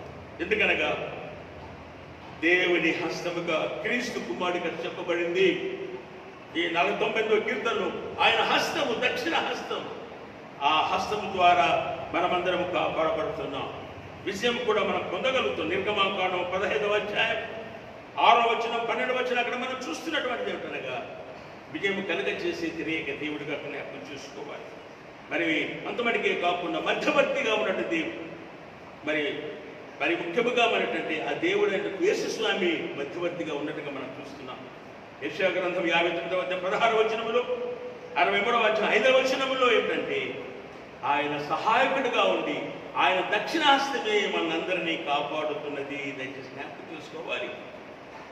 తండ్రి కుమారుడు గురించి మనం చూస్తున్నటువంటి మాట. అందుకని బట్టి లూకా సువార్త 2వ అధ్యాయం 29-32 వచనం చూస్తే 29-32 క్రీస్తే మన రక్షణకర్త. ఎందుకనగా తండ్రి కుడిపార్శ్వలో కూర్చుని ఈనాటి వరకు నీ కొరకు నా కొరకు ప్రార్థన చేస్తున్న దేవుడు. దయచేసి జ్ఞాపకం చేసుకుందా. మరి ఆయన తీర్పు తీర్చే దేవుడికి రాబోతున్న సమయం. మరి ఆయనైతేనేమో నీ కొరకు నా కొరకు అక్కడ ప్రార్థన చేస్తున్నాడు. మరి నువ్వు ఏం చేస్తున్నావు ఆయన కొరకు? ప్రతిరోజు ఆయన కృతజ్ఞత చెల్లిస్తున్నావా? ఆయన ప్రార్థిస్తున్నావా? మరి ముఖ్యంగా ఏమిటనగా కుమారుడైన దేవుడు మరి యేసు దిగి వచ్చారు. ఆయన సమాధానం కలుగచేశారు కాబట్టే రారాజుగా ఆయన పరిపాలించడం, ఆయన రాజ్యం శాశ్వత రాజ్యంగా మనమందరం గుర్తిస్తున్నాము. కానీ మర్చిపోతున్నాం. దయచేసి జ్ఞాపకం చేసుకోవాలి. అదే పౌరు భక్తులు ఈ పత్రిక 2వ పత్రికలో మనం చూస్తే 13వ అధ్యాయం 11, 14 అక్కడ మనం చూసినట్లయితే మన తండ్రి పరిపూర్ణుడు కనుక మనం కూడా పరిపూర్ణులుగా ఉండాలి. ఒకసారి ఆ విమర్శ చేసుకోవాలి. ఎలా ఉన్నాం? అదే మత్తయి సువార్త 5వ అధ్యాయం 4వ వచనం అదే అన్నటువంటి మాట. నీ తండ్రి పరిపూర్ణుడు కనుక మీరు పరిపూర్ణులుగా ఉండండి. ఏక మనసు కలిగి ఉండండి. ఏక మనసు ఎందుకనగా ఆ ఏక మనసే దేవుడు పరిశుద్ధాత్మ దేవుడుగా ఈ 14వ వచనం అదే అంటాడు కదా. నిజమైన ఒక దేవుడి గురించి వ్రాయబడింది. తండ్రి అయిన దేవుడు, కుమారుడైనటువంటి దేవుడు యేసుక్రీస్తు, పరిశుద్ధాత్మ, ఈ ముగ్గురు ఒక్కటి. ఏది చేసినా కలిసి చేశారు, ఏది చేసినా కలిసి దీవెన మనకి ఇస్తారు. దయచేసి జ్ఞాపకం చూసుకోవాలి. మరి మొదటిగా దేవుడి ప్రేమ ఇందాక మరలా జ్ఞాపకం చేసుకుందాం. రెండవదేమో దేవుని యొక్క కృప, యేసుని కృప. మూడవదిగా పరిశుద్ధ సహవాసం. ఈ మూడు మనతో మర్చిపోకూడదండి. ఆయన కృప లేకపోతే, ఆయన సహవాసం లేకపోతే, ఆయన సమాధానం లేకపోతే, సహవాసం లేకపోతే, ఆయన ప్రేమ లేకపోతే మనం ఏమైపోతాం? కాబట్టి దేవుని యొక్క గుణలక్షణాలు, త్రియేక దేవుని లక్షణాలు కృప, ప్రేమ, సహవాసం. దయచేసి జ్ఞాపకం చూసుకుందాం. ఇది త్రియేక దేవుని కార్యం. దయచేసి జ్ఞాపకం చూసుకోవాలి. ఇది మనకు అవసరం కాబట్టి త్రియేక దేవుని ఆరాధన మనం మర్చిపోకూడదు, చేస్తూనే ఉండాలన్నటువంటి విషయాన్ని ఇక్కడ జ్ఞాపకం చేసుకోవాలి. అంతమటికే కాకుండా మనం ఆలోచన చేసినప్పుడు మరి ఆజ్ఞానుసారంగా ఒకవేళ మనం లేకపోతే, విధేయత జీవితం ఒకవేళ లేకపోతే వారు యేసుస్వామి శిష్యులు కారు, మరి యేసుస్వామి బిడ్డలు కారు. కాబట్టి ఎంతమంది మనం విధేయత కలిగి ఉన్నాం? ఎంతమంది ఆజ్ఞానుసారంగా జీవిస్తున్నాం? అందరికీ తెలుసు ఆజ్ఞలు. ఎంతమంది ఆచరిస్తున్నాం? మరి దేవుని యొక్క విధేయత కలిగి జీవితం కావాలని తెలుసును. ఎంతమంది విధేయత చూపిస్తున్నాం? ఒకవేళ అలా లేకపోతే ఆయన శిష్యులం కాలేము, ఆయన బిడ్డలం కాలేమని జ్ఞాపకం చూసుకుందాం. ఎందుకనగా మరి ఏదో యేసుకి ఇచ్చింది కాదు శిష్యులు ఆజ్ఞలు, ఇది మనకు సంబంధించింది కాదులే, పాత నిబంధన రాయబడింది అనుకోవడం కాదు. ఇది అందరి కోసం, ఈ లోకంలో ఉన్నటువంటి అందరి కోసం మరి యేసుస్వామి ఇచ్చినటువంటి, అయితేనేమి దేవాదేవుల వచ్చినటువంటి పదార్థాల ప్రకారంగా మనం జ్ఞాపకం చేసుకుంటుంటాం. ఇది యేసుస్వామిని ఆరాధిస్తున్న వారందరికీ సంబంధించినటువంటి ఆజ్ఞనివన్నీ. కాబట్టి అందులో బట్టి మరొకసారి జ్ఞాపకం చేసుకుందాం. అయితే స్వామి అన్నటువంటి మాట ఏమి తెలుసా? నేను మిమ్మల్ని అనాథలుగా విలువను. ఇది ఎందుకు మనం మర్చిపోతున్నాం? ఎప్పుడు మనం అనాథలం కాము. ఏదో ఒక రీతిన తప్పక దేవుడు ఒక మంచి భవిష్యత్తుని ఇచ్చే స్థితిని, కానీ దేవుని మరవకూడదు, ప్రార్థించే జీవితం కావాలి. అందును బట్టి ఏమిటనగా మరి నేను మన ప్రభు అన్నటువంటి మాట, నేను మిమ్మల్ని అనాథలుగా విడువను, నేను జీవించుచున్నాను కనుక మీరును జీవించురు. ఎంత మంచి మాట! 14-18 ఉన్నటువంటి మాట. నేను మిమ్మల్ని అనాథలుగా విడువను, మరి విశ్వసించిన వారికి ఇచ్చే ధైర్యమైనటువంటి మాట. అయితే నేను జీవిస్తున్నాను కాబట్టి మీరు జీవిస్తున్నారు. 14వ అధ్యాయం 20 అక్కడ చూస్తున్నాం. ఇంకొక మాట ఏమంటాడంటే, నేను నా తండ్రి యందును, జ్ఞాపకం చేసుకుందాం మరొకసారి. నేను అంటే యేసుస్వామి నా తండ్రి యందును, మీరు నా యందును, నేను మీ యందును ఉన్నామని ఎరుగుడి. ఎంత మంచి మాట అండి మాట. ఇది ప్రభు మనకి ఇచ్చే ధైర్యం తెచ్చినట్టు మాట. త్రియేక దేవుడు మనలో ఉన్నటువంటి పలికిస్తున్నటువంటి మాట ఏమిటో తెలుసా? నేను నా తండ్రి యందును మీరు నా యందును నేను మీ యందును ఉన్నామని ఎరుగుదురు. యోహాను సువార్త 14:17 చూస్తున్నటువంటి మాట. కాబట్టి పరిశుద్ధాత్మ దేవుడు మనతో నివసిస్తున్నాడు. పరిశుద్ధాత్మ దేవుడు అంటుంది ఏంటో తెలుసా? ఇదిగో నేను యుగ సమాప్తి వరకు సదాకాలం మీతో ఉన్నాను. ఇంత కావాలి, ఇంకేం కావాలి మనకి? ఎలా ఉన్నాం? వాక్యం వింటాం, మర్చిపోతున్నాం. ఈ లోకపరంగా మనుషులు ఏదో మెప్పించాలని చెప్పే స్థితిలే కానీ నీ దేవుని నా దేవుని మెప్పించే స్థితిలో ఉన్నామా? ఒకసారి జ్ఞాపకం చేసుకోవాలి. ఎందుకనగా మన దేవుడు దయచేసి జ్ఞాపకం చూసుకుందాం. మన ఎప్పుడు కూడా ఒంటరి వారు చేయలేదు. నేను సదాకాలం, ఇప్పుడే కాదు యుగ యుగముల వరకు నేను నీకు సదాకాలం ఉన్నాను. కాబట్టి నిత్యం మనతో త్రియేక దేవుడు ఉన్నాడుగా జ్ఞాపకం చేసుకోవాలి. మరి ప్రత్యేకంగా మనం ఆలోచన చేసినప్పుడు మరి మరొకసారి మనం జ్ఞాపకం చూసుకుందాం. ఇక్కడ ఏమిటంటే మరి ఇందాక చదివిన పాఠం ప్రకారం మనం ఆలోచన చూస్తే మరి యోహాను సువార్త 3వ అధ్యాయం 16-17 వచ్చిన అక్కడ మనం చూసినప్పుడు మరొకసారి జ్ఞాపకం చూస్తున్నాం. గతంలో ఉన్నటువంటి చెప్పబడినటువంటి మాట. ఎందుకనగా మనం జ్ఞాపకం చేసుకోవాలి. త్రియేక దేవుడు ఒకే దేవుడుగా ఉన్నట్టుగా. అదేమిటనగా ఈ వచనాల్లో 3 వ్యక్తులు కనపడుతున్నారు. దయచేసి గమనించాం. అదేమిటంటే కుమారుని దేవుడు యేసుస్వామి మరి నీటిలో బాప్తిసం తీసుకొని బయటికి వస్తున్నారు. ఆ వచ్చిన సమయాన పరిశుద్ధాత్మ దేవుడు వచ్చారు. ఆ తర్వాత మరి ఏమిటనగా తండ్రి అనే దేవుడు పరలోకములో నుండి మాట్లాడుతున్నాడు. వింటున్నారా? అక్కడ త్రియేక దేవుడు పనిచేస్తున్నారు. తండ్రి, కుమారుడు, పరిశుద్ధాత్మ. ఇలాగే ఒక మాస్టర్ కమిటీ పెట్టుకొని ఆ సంఘమంతా కూడా ఆ సమయంలో మరి చైనాకు మన సేవకు పంపించాలి, ఎవరైనా ఉన్నారా అని అడిగినప్పుడు ఈ యొక్క యువకుడు వచ్చాడండి. ఏం లేదండి, నేను వెళ్ళాలంటే మీరు నాకు మరి మంచి ట్రైనింగ్ ఇప్పించాలి. అదేమిటనగా ఆ కింగ్స్ అనుకోండి, కరాటే అనుకోండి, ఒకవేళ బాక్సింగ్ అనుకోండి, ఇవన్నీ విద్య నేర్పితే కదా నేను అక్కడ పోయి వాడిని ఎందుకంటే నేను ఎదుర్కోవాలంటే నాకు ఇవన్నీ వస్తే కదండి మనం ఎదుర్కొనేది నా మీదకి వస్తున్నప్పుడు అందులో భక్తిగా స్త్రీ అన్ని నేర్చి అన్నటువంటి మాట, అయ్యా నీ దేవుడు ఏ విద్యతో వచ్చాడయ్యా? నీ దేవుడు కేవలం ప్రేమ, కేవలం సమాధానం, శాంతితో లోకాన్నంతా జయించాడయ్యా. అందరు యుద్ధాలతో ఓడిపోయారు, జయించారు, యుద్ధాలు 10,000 రాజ్యాలు నిర్మించుకున్నారు. కానీ నీ దేవుడు నా దేవుడు ఒకే శాంతి సమాధానం అటువంటి ఒక ఆయుధంతో మరి ఏంటని అందరి ప్రజల హృదయాల్లో కూడా దేవుడు ఉన్నాడు. ఈనాటి వరకు ఎవరు ప్రార్థన చేసిన వారు అందరికీ కూడా ఈ త్రియేక దేవుడు తోడుగా ఉండి కాపాడుతున్నాడు అని ఆయన చెప్పింది ఏమిటనగా 3 వృత్తాలు వేసిందట. ఆ 3 వృత్తాల మధ్యలో ఇదిగో నువ్వు ఉన్నావు ఇక్కడ తెలుసుకో.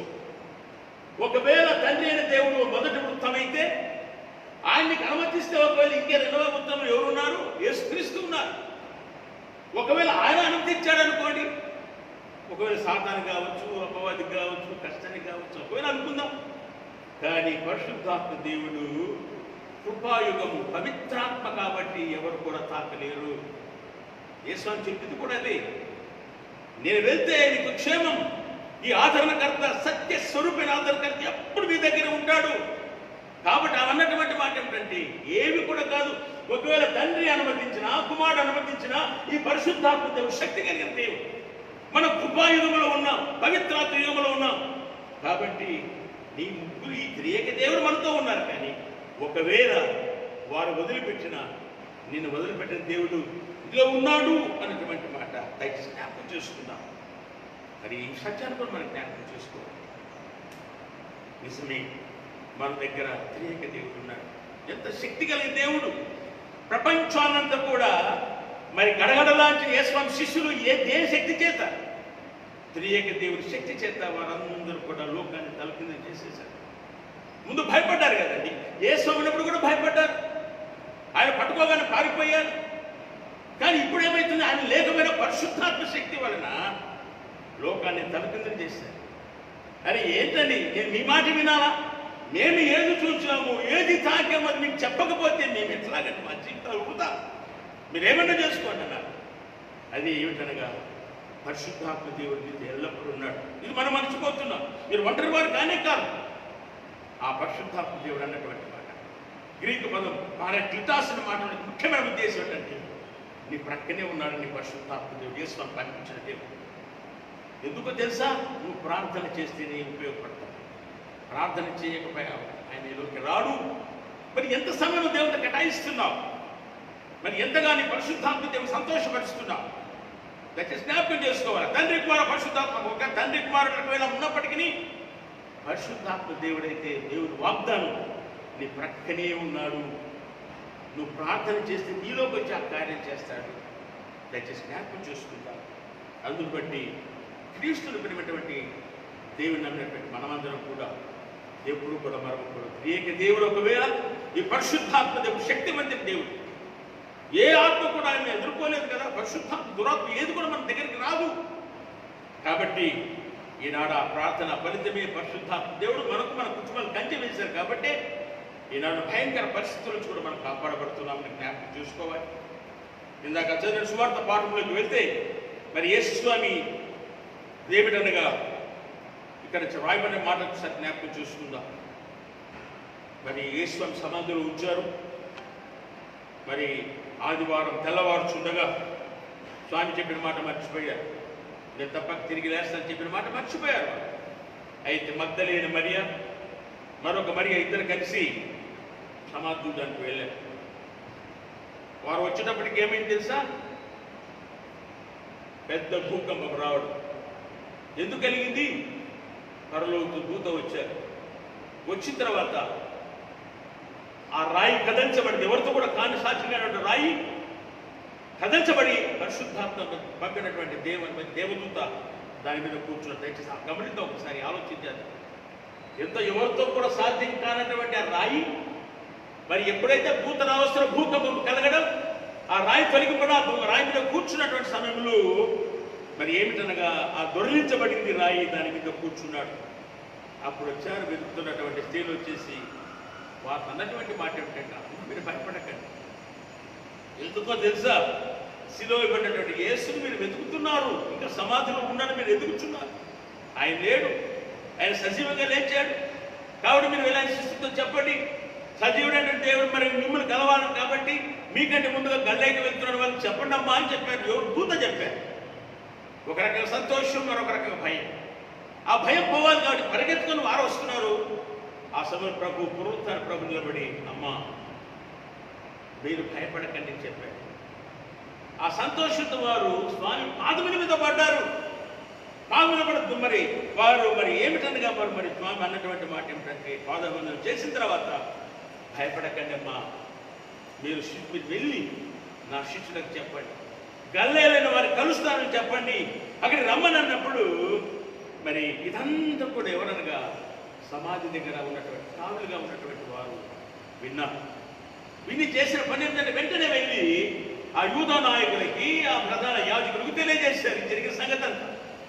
వారు ఏమిటన్న పన్నాగం పట్టారంటే, రే నీకు డబ్బులు ఇస్తాంరా, ఆయన శిష్యులు ఎత్తుకొని చెప్పండి అని చెప్పేశారు. ఆ డబ్బులు తీసుకున్న వాడు తీసుకున్నాడు. మరి ఎట్లా అంటే ఏం కాదు పోరా మేము చూసుకుంటామన్నాడు. వాడు వెళ్ళి శిష్యులు ఎత్తుకొని పోయారు. యేసు యొక్క శవాన్ని ఎత్తుకొని ప్రచారం చేశారు. అయితే యేసు శిష్యులు ఆ కొండ మీదకి వెళ్ళలేక రాగానే స్వామి వారితో అన్నటువంటి మాట దయచేసి జ్ఞాపకం చేసుకుందాం.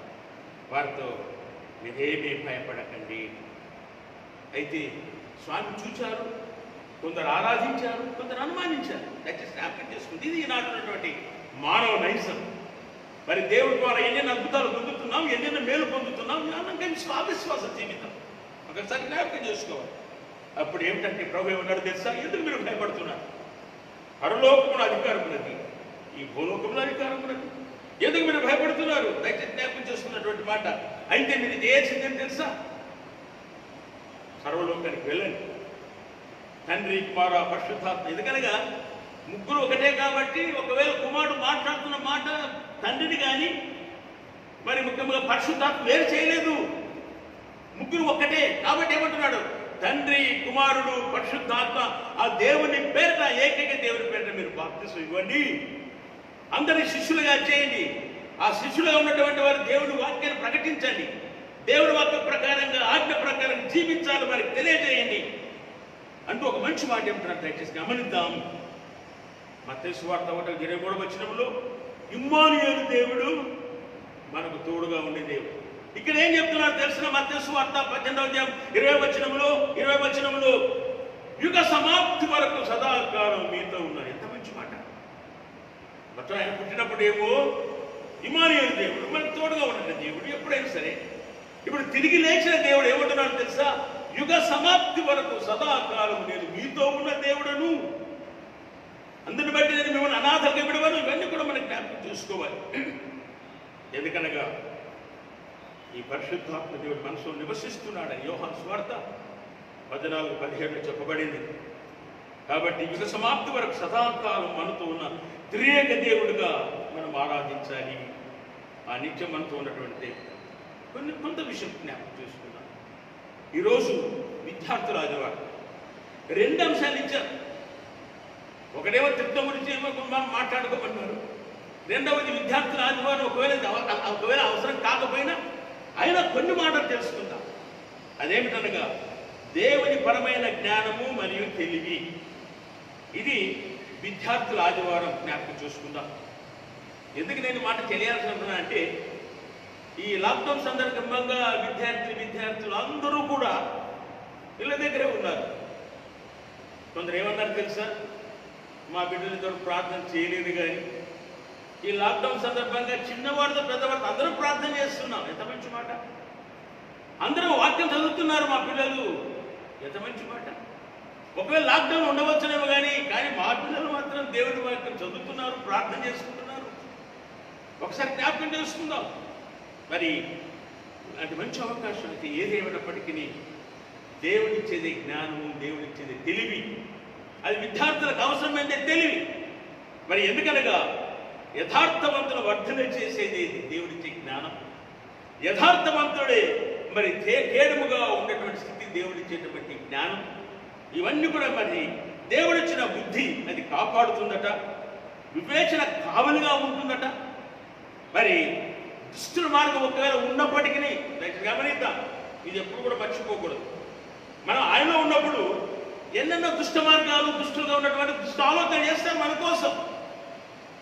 వాటి నుంచి కాపాడుతాడట. ఇది ఇక్కడ మనం చూస్తే ఈ 2వ అధ్యాయం కదా సామెతలో చెప్పనటువంటి మాట ఏంటంటే, దుష్టుల మార్గము నుండి మూర్ఖముగా మాట్లాడు వారి చేతులు కాపాడుతాడు. ఎందుకని వారి గురించి ఆలోచించడం మనం? ఇది ఆలోచన చేయాల్సినటువంటి మాట. కాబట్టి త్రియేక దేవుడు మనం రక్షించును. ఎప్పుడు నీ గురించి దుష్టులుగా మాట్లాడుకున్నా, దుష్టులుగా ఉన్నా, నీ గురించి ఏదైతే అనుకున్నా, వారు ఒకవేళ ఏది చేసినప్పటికీ మూర్ఖము మాట్లాడినా, దుష్టతని మీరు చూపించినా, దేవుడి జ్ఞానము, దేవుడి యొక్క వివేకం ఏం చేస్తుంది తెలిసిన? ఆయనే నేను కాపాడును, రక్షించును అన్నటువంటి మాట సామెత గ్రంథం 2వ అధ్యాయం చూస్తాం. అదేవిధంగా ఈ సమయంలో సొలొమోను మహారాజును జ్ఞాపకం చేసుకోవాలి. రాజుల మొదటి గ్రంథం 3వ అధ్యాయం 9-11 వచ్చి అక్కడ మనం చూస్తే, అయ్యా దేవా, నా తండ్రిని కాపాడావు, నా తండ్రి అన్ని వేళ కాపాడావు, నన్ను రాజుగా చేసావు. దాన్ని నేను చిన్న వయసు గల ఉన్నవాడు, నీకు జ్ఞానం లేదు, వివేకం లేదు, నీకు జ్ఞానం ఈ తండ్రిని అడిగాడు. కానీ దేవుడు అన్నటువంటి మాట ఏం చేస్తా? సొలొమోను, ఏదో శత్రురాజులు కానీ నాకు ధన సంపత్తి కావాలి, సిరి సంపత్తి కావాలని నువ్వు అడగలేదు. నువ్వు అడిగింది కేవలం జ్ఞానం, వివేకం. కాబట్టి అడగనటువంటి వాటిని ఇస్తున్నాను, జ్ఞానాన్ని ఇస్తున్నాను అంటూ ఒక మాట ఏమిటనగా దయచేసి జ్ఞాపకం చూసుకున్నట్లయితే, నీకు ఆ బుద్ధి విజ్ఞానం ఇస్తున్నాను, పూర్వీకులో నీ వంటి వాడు ఉండడు. ఎంత మంచి మాట! జ్ఞాపకం చేసుకుందా? నువ్వు అడిగినావు, నీ జ్ఞానం అడిగావు, కానీ ఈ జ్ఞానాన్ని బట్టి చూస్తే పూర్వీకులో నీ వంటి వాడు. ఈనాడు మన పిల్లల తెలివి జ్ఞానం చూస్తూనే ఉన్నాం. వారి మాటలు, వారి చేష్టలు ఎంతో తెలివిగా కనబడుతున్నాయి. దయచేసి జ్ఞాపకం చేసుకుందాం. ఇంకొక మాట ఏమిటంటే, మరి నువ్వు ఐశ్వర్యం అడగలేదు, కానీ ఐశ్వర్యాన్ని, సిరి సంపదను, సమస్తాన్ని ఇస్తున్నాను, రాజులో నీ వంటి వాడు ఒకడు ఉండడు. ఎంత మంచి మాట! దేనివల్ల కలిగింది ఇది? కేవలం దేవుని పరిశుద్ధాత్మ ప్రార్థించినప్పుడు దేవాది దేవుడు, త్రియేక దేవుడు ఇచ్చే జ్ఞానంతో పాటు మరి ఏం జరిగింది? ఐశ్వర్యాన్ని కూడా పొందగలిగాడు సొలొమోను మహారాజు. యాకోబు పత్రిక 1:6 అంటాడు, సందేహింపక అడగవలెను. అనుమానం వద్దు, నీ త్రియేక దేవుడికి ఇస్తానని విశ్వాసంతో ప్రార్థన చెయ్యి. ఒకవేళ దేవుడికి నీకు జ్ఞానం కొదవగా ఉందా, నువ్వేం చేయాలి తెలుసా? నువ్వు దేవుడు అడగాలి. దేవుడు ఇస్తాడు. ఎందుకని నేను అన్ని వేళ చూస్తున్న దేవుడు, నేను సృష్టించి పోషిస్తున్న దేవుడు నీకు ఎందుకు ఇవ్వడు? అడగడం లేదు కాబట్టి పొందలేకపోతున్నామని జ్ఞాపకం చేసుకోవాలి. మరి ఎప్పుడైతే అడుగుతామో ధారాళంగా ఇస్తాడట దేవుడు, ధారంగా. మరి అప్పుడు ఏం చేయాలంటే తిమోతి మొదటి పత్రిక 2:8 అంటాడు, 2:8 పవిత్రమైన చేతులతో నువ్వు దేవుడు స్తుతించు. ఎంత మంచి మాట అంటాడు. మరి అందరం కలిగి ఉందామా? ఒక ఆలోచన చేద్దాం. అందుకని లూకా సువార్త 2వ అధ్యాయం 44 వచ్చినప్పుడు మనకు రాయబడినటువంటి మాటలు ఏం తెలుసా? ప్రభువైన యేసు స్వామి తన 12వ ఏట దేవానికి వెళ్ళాడు, దేవాలయంలో కూర్చున్నాడు, శాస్త్ర మధ్య వారితో మాట్లాడుతున్నాడు. ఆయన కొన్ని ప్రశ్నలు వేసి వారిని చిక్కుబెడుతూ వారికి సమాధానం ఇస్తున్నాడు. ఇది ఎట్లా వచ్చింది? 12 సంవత్సరాల వయసు అంటే యూదేయ సాంప్రదాయ తల్లిదండ్రులు తప్పకుండా వారు ధర్మశాస్త్రంతో వల్లించేటట్టుగా అంత తర్ఫీదిస్తారట. మరి ఈనాడు మన పిల్లలకు ప్రభువార్తలు వస్తుందో లేదో తెలియదు, కానీ ఆ 12వ ఏట మాత్రం ధర్మశాస్త్రం వల్లించేటువంటి వారు. అందుకని మరి అక్కడ మనం చూసినట్లయితే మరి చూస్తే మరి లూకా సువార్త 2:51 వచనములు, నజరేతుకు వచ్చి తల్లిదండ్రులకు లోబడ్డాడు. ఎంతమంది బిడ్డలు తల్లిదండ్రులకు లోబడుతున్నారు? యేసు స్వామి అలాగ లోబడ్డాడు కాబట్టి లోకరక్షకుడు అయ్యాడు. ఆ విధంగా ధర్మశాస్త్ర ప్రకారం జీవించాడు కాబట్టి ఆయన సమాధానకర్తగా, లోకరక్షకుడుగా, పరిశుద్ధాత్మ దేవుడుగా, మరి త్రియేక దేవుడుగా మనకు జ్ఞాపకం చేసుకుంటున్నటువంటి మాట. అదేవిధంగా మనం ఆలోచన చేసినప్పుడు సమూయేలు మొదటి గ్రంథం 2:26 వచనంలో కూడా బాలుగా ఉన్న సమూయేలును తల్లి తీసుకుని వచ్చేసి పాలు విడిచడానికి ఇక్కడ వదిలిపెట్టి ఆలయం ప్రార్థన చేస్తున్నాడు ఆయన. మరి ఎప్పుడో పెద్ద వయసులో ఏలికి దర్శనం లేదు, కానీ ప్రార్థన చేస్తున్నటువంటి బాలుడి సమూయేలుతో దేవుడు మాట్లాడుతున్నాడండి. ఆలోచన చేద్దాం. ఎందుకో తెలుసా? ప్రార్థన జీవితం ఆ విధంగా ఉన్నట్టుగా జ్ఞాపకం చేసుకోవాలి. బాలుడైన సమూయేలు ఇంకా ఎదుగుచూ దేవుని దయందును మనుషుల దయందును వర్ధిల్లుచు. నేను యేసు స్వామి కూడా దేవుని దయలోను కదా మనం చూస్తే ఆయన కూడా జ్ఞానమందును వయస్సునందును దేవుని దయందును ప్రజలు వర్ధిల్లుచున్నారు. యేసు స్వామి కూడా ఆయన లోకరక్షకుడు అయితే ఈయన ఆ విధంగా పెరిగాడు కాబట్టి ఈయన ప్రవక్తగా, మరి ఒక యాజకుడుగా, మరి రాజును తయారు చేసేటువంటి గొప్ప యాజకుడుగా దేవుడు ఏర్పాటు చేసుకున్నాడు. జ్ఞాపకం చేసుకుందాం. అందుకని యాకోబు పత్రిక 3:17 అంటాడు, అయితే పైనుండి వచ్చు జ్ఞానము పవిత్రమైనది, సమాధానకరమైనది, మృదువైనది, సులభముగా లోబడినది, కనికిరంతో మంచి ఫలమును నిండుకొనది, పక్షపాతముద్దు, వేషధారణలై అలా ఉండకుండా నీతి ఫలము సమాధానము దయచేయి వారికి సమాధానము మరి విత్తబడుతుంది. అది ఎవరైతే అలా ఉంటున్నారో వారికి సమాధానం విత్తబడుతుందంటండి. అందుకని ప్రభుని ఏం చెప్తారు తెలుసా? మత్తయి 5:9 మత్తయి 5:9 పరచువారు ధన్యులు వారు దేవుని కుమారులు కుమార్తెలు. ఇది కావాలి, దయచేసి జ్ఞాపకం చూసుకుంటారు. కాబట్టి క్రీస్తు ప్రేమైనటువంటి దేవుని బిడ్డల త్రియేక దేవుని ఆరాధనలో మనం ఎలా ఉన్నాం? త్రియేక దేవుడి గురించి మనం విన్నాం. తండ్రి దేవుడు ఏం చేశారు, కుమారుని దేవుడు ఏం చేశారు, పరిశుద్ధాత్మ దేవుడు ఏం చేస్తున్నారు. కాబట్టి ఈ త్రియేక దేవుని ఆరాధన మరవకుండా ఆయన మనకు సమీపంగా ఉన్న దేవుడు. నేను మిమ్మల్ని అనాథలుగా విడవనటువంటి దేవుడు. అన్నిటికంటే మించి ఇదిగో నేను ఇమ్మానుయేలు దేవుడుగా సదాకాలం మీతో ఉన్నాను. మరి ఇప్పుడేమంటున్నాడే, యుగ సమాప్తి వరకు సదాకాలం నేను మీతో ఉన్నాను. పరలోకంలో భూలోకి నాకు మరి నాకు శక్తి ఉన్నది కాబట్టి సర్వాధికారం మీరు దేనికి భయపడకూడదు. ఆ ధన్యత వారికే కాదు, మనకున్నటువంటి ఆ ధన్యత కాబట్టి ఆ ధన్యత ముందుకు సాగుదాం. ప్రార్థన చేసుకుందాం, ప్రార్థిస్తాం. మా పవిత్ర, మా ప్రభువా, మా రక్షక, మా గొప్ప దేవ, మీరు మాతో ఉండి మాట్లాడిన మంచి సమయాన్ని బట్టి, మంచి వాక్కులు బట్టి మీకు వందనము తండ్రి. ఈ విధంగా మాలో ఉన్నారని ధైర్యపరిచారు దేవ. సదాకాలం యుగ సమాప్తి వరకు మాతో ఉంటామన్నారు. మీ సర్వాధికారంతో మమ్మల్ని కాపాడుతున్నారు. అందుకు బట్టి మీకు రాబోతున్నాను కూడా మా ప్రభుత్వం దీన్ని శాసించి కాపాడమని వేడుకొచ్చున్నాము తండ్రి. ఆమేన్.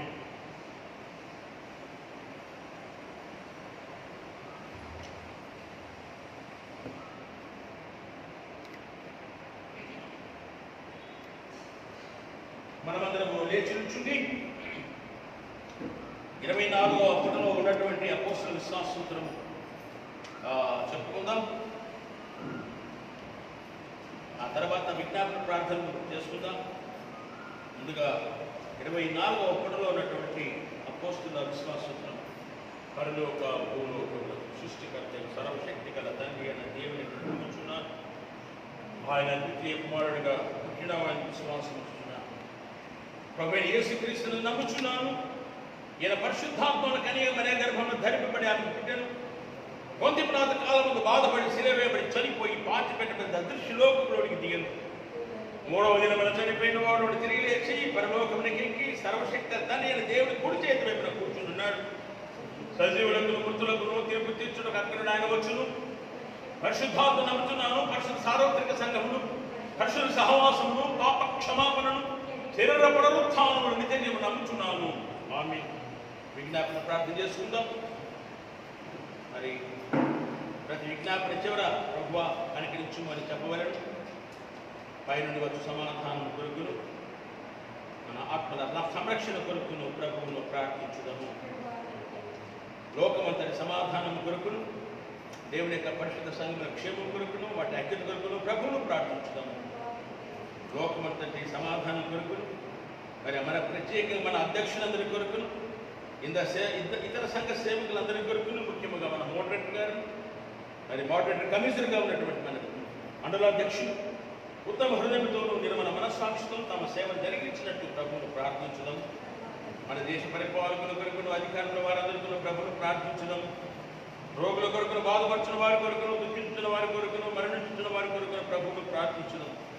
పేదల కొరకును, ఆకలి బాధలు గల వారి కొరకును, తల్లిదండ్రులు లేని వారి కొరకును, వితంతువుల కొరకును, శ్రమ అనుభవించిన వారి కొరకును ప్రభువును ప్రార్థించడం. చీకటి ఆశ్చర్యకరణ తన వెలుగులో మిమ్మల్ని పిలిచిన వారిని శ్రేష్టమైన ప్రచురపరచులాగా మన కొరకును క్రీస్తున్న ఒప్పుకొని వారందరి కొరకును ప్రభువును ప్రార్థించడం. ఈ లోకముతో తను సేవించి విశ్రాంతి తన సేవకులందరితో పాటు నిత్యా సంబంధంలో మనం ప్రవేశించులాగా ప్రభువును ప్రార్థించడం. ఈనాడు భయంకరమైన వ్యాధి మరి కరోనా వైరస్ దేవుడు దూరపరిచి మరి పరిశుద్ధాత్మ దేవుడు ప్రార్థించి వారి ప్రతి ఒక్కరిని కాపాడటానికి ఈ కరోనా వైరస్ దూరపరిచి మనం కాపాడడానికి దేవుడితో ప్రార్థన చేద్దాం. అదేవిధంగా 8వ తారీఖు నుంచి కూడా ఆలయాలు జరుపుకోబడుతుంది, ఆరాధన జరుపుకోమన్నారు.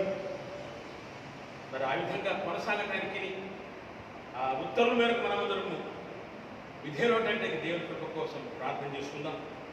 గొప్ప దేవ, మా ప్రభువా, మా రక్షక, మరి 8వ తారీఖు నుంచి ఆలయాలు మూతబడ్డాలు తెరవబడాలన్నారు. ఎలాంటి ఆంక్షలు ఉన్నాయో మనకు తెలియదు కానీ తండ్రి, మీరు మాత్రం మా ప్రభువా ఏ ఆంక్ష అయినప్పటికీ మీ కాపుదల, మీ సంరక్షణ, భద్రత, త్రియేక దేవుడుగా మమ్మల్ని కాపాడాలి. కాబట్టి సహాయం దయచేయండి తండ్రి. కాబట్టి మేమంతా 14వ తారీఖున మరి ఆలయంలో ఆరాధన అనుకుంటున్నాం తండ్రి. సమస్త మీ చేతులకు అప్పచెప్తున్నాం. మీ చిత్తం తండ్రి, మా యోగక్షేమాలు, మా బాగోగులు చూసే దేవుడు కాబట్టి ఈ సమయమంతా మీరే అధీనంలో ఉంచుకున్నారు. త్రికాల దేవుడిగా ఉండి మమ్మల్ని కాపాడుతున్నారు. కాబట్టి సహాయం దయచేసి త్రియేక దేవుడు మమ్మల్ని బలపరచమని మా ప్రభువును ప్రియ క్రీస్తు వారు మేము మాకు కూర్చున్నాం తండ్రి. ఆమేన్. పరలోకమందున మా తండ్రి, మీరు పరిశుద్ధపరచబడును గాక, మీరు ఆజ్ఞవద్దును గాక, మీ చిత్తం పరలోకమున నెరవేరును గాక. మాకు కావలసిన దినాహారం దయచి మా అపరాధం చేసిన వారు మేము క్షమించిన ప్రకారం మా అపరాధం క్షమించు. మమ్మల్ని శోధనకు తేక దుష్టు నుండి తప్పించు. ఎందుకనగా రాజ్యం, శక్తి, మహిమ నిరంతరం మీరైన స్వామి. మన ప్రభువైన యేసు క్రీస్తు కృప, తండ్రి దేవుని ప్రేమ, పరిశుద్ధాత్మ కన్యని సహవాసం మనందరికీ, దేవుని ఆధారపడి జీవిస్తున్న వారికి, ప్రభువైన యేసు నామం తెలిసిన వారందరికీ, ప్రత్యక్షంగా పరోక్షంగా ఆరాధిస్తున్న వారందరికీ, ఈ లోకమందరికీ సంతోష సమాధానమును ఆయురారోగ్యం ఇచ్చి బలపరిచి నడిపించి కాపాడును గాక. ఆమేన్. దయచేసి ఇచ్చిన మనవి మరి దేవుడి సంకల్పం చేత మరి దేవుడు ఇచ్చిన మహాభాగ్యం అనుకోవచ్చు. ఎందుకనగా ఆలయంలో మనందరూ లేకపోయినా ఇల్లు దగ్గర కూడా ఆరాధనలు అందరూ పాల్గొంటున్నారని చెప్పారు. అందులో సంతోషం. మరి అంతటిగా కొంచెం ప్రత్యేక కార్యక్రమం దేవుడు మనకి ఏర్పాటు చేశారు. భక్తుల ద్వారా వారి దేవుడు చేసే మేలు ప్రేరణ కలిగి మరి ప్రార్థన టీవీ ద్వారా వాక్యం అందించాలని, అదేవిధంగా దైవ మహిమ ద్వారా వాక్యం అందించేటువంటి ధన్యత దేవుడు మనకు కలిగి చేశారు. అది కూడా దేవుని ధ్యానమే, దేవుడు వాక్యం వింటున్నాం. కాబట్టి ఆదివారం ఈనాటి వరకు మిత్రులు సహకరించారు. జాన్ రవితేజ గారు, మనోజ్ గారు. అందును బట్టి మరి ప్రతి ఆదివారం 8:30 గంటలు ఈనాటి వరకు కూడా లాక్డౌన్ సందర్భంగా మరి ఈనాటి వరకు కూడా మనం అందరం కూడా దేవుని సన్నిధిలో ఉండగలుగుతున్నాం. ఫేస్బుక్ ద్వారా దేవుని ధ్యానిస్తున్నాం. రెండవదిగా ప్రార్థన టీవీ మరి ప్రేరేపణ వారి ద్వారా దేవుని వాక్యం అందించబడుతుంది కాబట్టి మరి 10:30 నుంచి 11:30 గంటల వరకు ప్రార్థన టీవీలో దేవుని వాక్యం విందాం. ఆ తదనంతరం 12 నుంచి 1 గంట వరకు దైవమహిమ టీవీలో కూడా దేవుని వాక్యం విందాం. అందరూ ప్రార్థించండి. మరి సంఘం కోసం, అందరి కోసం ప్రత్యేకంగా అన్ని పరిస్థితులు చక్కబడే క్షేమముల కోసం ప్రతి ఒక్కరు క్షేమం ప్రార్థన చేయండి అని నేను కోసం అందరి కోసం ప్రార్థన చేస్తున్నాను. మీరు కూడా అందరి కోసం ప్రార్థన చేయాలి, మా కోసం ప్రార్థన చేయాలి. ఇలాగా ఎందరెందరో సేవకులు మీరు సహకరిస్తున్నారు. అలా సహకరించిన వారికి, సహకరిస్తున్న వారికి, ప్రార్థన చేస్తున్న వారికి ప్రత్యేక వందనాలు తెలియజేస్తూ అందరికీ వందనాలు. Thank you. ఒక చిన్న పల్లవి పాడుతున్నాను. వెళ్ళిపోతాను.